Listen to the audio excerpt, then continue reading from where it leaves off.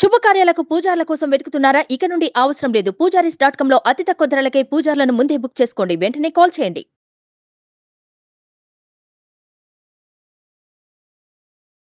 నమస్తే, welcome to Suman TV. నేను మీ యామ్ని. ప్రస్తుతం మనతో ఉన్నారు ప్రముఖ ఆధ్యాత్మికవేత్త, ప్రముఖ జ్యోతిష్య వాస్తు పండితులు మనతో సూర్యనారాయణ శర్మ గారు ఉన్నారు. వారితో మాట్లాడదాం. నమస్కారం గురుగారు. నమస్కారం అమ్మ, శుభం బియాదు. గురుగారు, మనకి ఈ 2024 సంవత్సరాల కుంభరాశి వారికి అండి ఏ విధంగా ఉంటుంది? కుంభరాశి వారికి సంవత్సరం ఆరంభం నుండే ఏలినాటి శని ప్రభావం ఉన్నట్టు చూపిస్తుందండి. శని అక్కడే కూర్చున్నాడు కాబట్టి శనీశ్వరుడు డెఫినెట్గా సంవత్సరం అంతా నెత్తి మీద శనీశ్వరుడు ఉంటాడు కదలడక్కడ నుండి. సో శని ఇంపాక్ట్ అనేది యాజ్ యూజువల్గా ఉంటుంది. అలాగే కుటుంబ స్థానంలో రాహు కూడా సంవత్సరం అంతా ఉంటాడు. ఈ కుటుంబ స్థానం అంటే ఏమైనా ఒక నిర్ణయం తీసుకుని షేర్ చేసుకుందాం పిల్లలతో కానీ, తల్లిదండ్రులతో కానీ, భార్యతో కానీ షేర్ చేసుకుందాం అంటే అక్కడ ఒక రాహుని గ్రహం కూర్చున్నాడు. అంటే కుటుంబపరంగా షేర్ చేసుకుందాం అన్న కూడా అక్కడ ఈ రిజల్ట్ అనేది పాజిటివ్గా రాదు వాళ్ళకి. ఒక వ్యాపారం పెట్టాలి, పేరెంట్స్తో అడుగుదాం, లేదా భార్యతో కలిసి కన్సల్ట్ చేసి చేద్దాం అనుకుంటే అక్కడ నుండి కూడా ఒక నెగిటివ్ ఎనర్జీ వస్తుంది వాళ్ళకి. సో ఇది కుటుంబపరంగా రాహు. అలాగే 3 ఇంట్లో బృహస్పతి ఉన్నాడు, మే వరకు ఉంటాడు. ఆ తర్వాత అర్ధాష్టమి గురుడు అవుతాడనమాట. సో ఈ గురుడు కూడా పెద్దగా సపోర్టింగ్ క్యారెక్టర్గా ఉండదన్నమాట. ఇంకా మనకు చూసుకుంటే అష్టంలో కేతు ఉన్నాడు. కేతు ఏం చేసే మోక్షానికి మూలం వాడు. అష్టమ కేతు అంటే ఏదో చిన్న హెల్త్ ఇష్యూ తీసుకొచ్చి చిన్న ఆపరేషను, కటింగు, స్టిచ్చింగ్ ఏదో ఒకటి చేస్తాడు. వాడి సంవత్సరంలో ఖచ్చితంగా చేసి పెడతాడు. అలాగే మనకు ఇక్కడ ఆరంభంలో చూస్తే కుంభానికి రాజ్యంలో బుధుడు శుక్రుడు ఉన్నాడు. కొంతకాలం ఉంటుంది, జస్ట్ ఫ్యూ డేస్ ఉంటాడు అక్కడ. జనవరి 1 నుండి ఆ బుధుడు శుక్రుడు అక్కడ ఉన్న టైంలో కానీ ఏదైనా కొత్త వ్యాపారానికి సంబంధించిన ఆలోచనలు కానీ, ఏమైనా బిజినెస్ కాన్సెప్ట్ ఏమైనా ముందుకెళ్ళాలని ప్రయత్నం చేయగలిగితే అది కొంత సక్సెస్ చూపిస్తుంది. అలాగే లాభంలోకి వచ్చినప్పుడు ఏంటంటే మనకు రవి ప్లస్ కుజుడికి ప్రభావం కనిపిస్తుంది. రవి ఏకాదశం ఉండడం మంచిదే. అలా ఉన్నాడు కాబట్టి డెఫినెట్గా ఆ నిర్ణయాన్ని బలోపేతం చేస్తాడు, ప్రాఫిట్లో చూపిస్తాడు. ఇదంతా ఓకే. కానీ ఓవరాల్గా నెత్తి మీద ఉన్న శని, కుటుంబంలో ఉన్న రాహు మాత్రం సంవత్సరం అంతా వాళ్ళని ఇబ్బంది పెట్టేస్తున్నాడు. అంటే మంచి చెప్పినా, మంచికి వెళ్ళినా అక్కడ నుండి చెడు ప్రభావమే జరుగుతుంది తప్ప మంచి జరగదు వాళ్ళకి. కుటుంబంలో నలుగురు మంచి చేయాలని వెళ్తే మనం చెడ్డవాళ్ళం అవుతుంటాం. అలాగే నెత్తి మీద ఈ శనీశ్వరుడు ఉన్నాడు కాబట్టి ఏ పని అడుగు పెట్టాలన్నా మనం చేయాలనుకున్న నిర్ణయాలు కూడా మన పక్క వాళ్ళ చేత చేయాల్సిన పరిస్థితి ఏర్పడుతుంది. ఫర్ ఎగ్జాంపుల్ మనం మీరు ఒక ఫ్లైట్ టికెట్ కొనాలనుకున్నాం.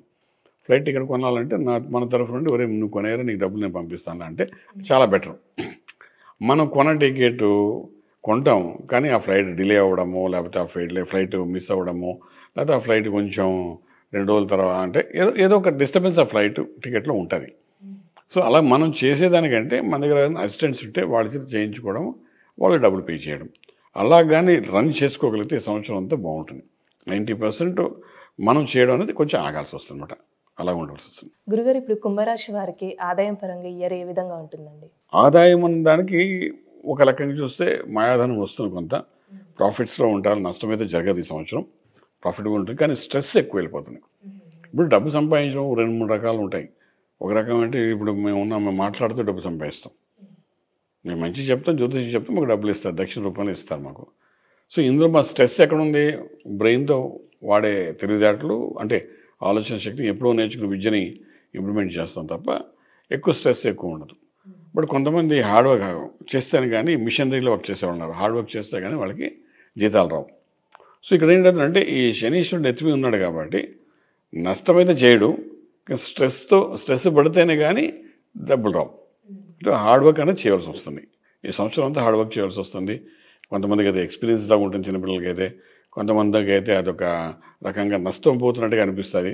ఇప్పుడు ఓవరాల్ గ్రాఫ్ చూసినట్టు సంవత్సరం ఎండింగ్ వెళ్ళేసి చూసరికి మీరు లాభంలో ఉంటారు కాబట్టి నష్టంలో అయితే ఉండాలని. ఈ రాశి వారికి అసలు ఆరోగ్యం పరంగా ఏ విధంగా ఉంటుందండి? ఆరోగ్యం కంటే అష్టంలో కేతు ఉన్నాడు కాబట్టి సంవత్సరం అంతా ఉంటాడు కాబట్టి ఏదైనా కొంచెం పూర్వాశ్రంలో జరిగిన కొన్ని సంఘటనల వల్ల ఏదైనా అనారోగ్యం ఉంటే దాన్ని కటింగ్ చేసి స్టిచ్చింగ్ పెట్టి ఆ పీస్ అంటే ప్యాంక్రియాస్ ప్రాబ్లం కానీ, గ్యాస్ట్రిక్ ప్రాబ్లం కానీ, ఇంకే స్టోన్స్ ప్రాబ్లం వస్తే దాన్ని చిన్న చిన్న మైనూట్ ఆపరేషన్ చేస్తారు కదా, అలా ఏదో ఒకటి చేసి దాన్ని కరెక్షన్ చేస్తారు.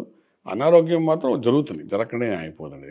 గురుగారు, ఇప్పుడు కోర్టు సమస్యలు ఉంటాయి కదండి కొంతమందికి, వాళ్ళకి అసలు ఈ రిజల్ట్ ఏ విధంగా ఉంటుందంటారు? కోర్టు సమస్యలు అంత త్వరగా తీరవు.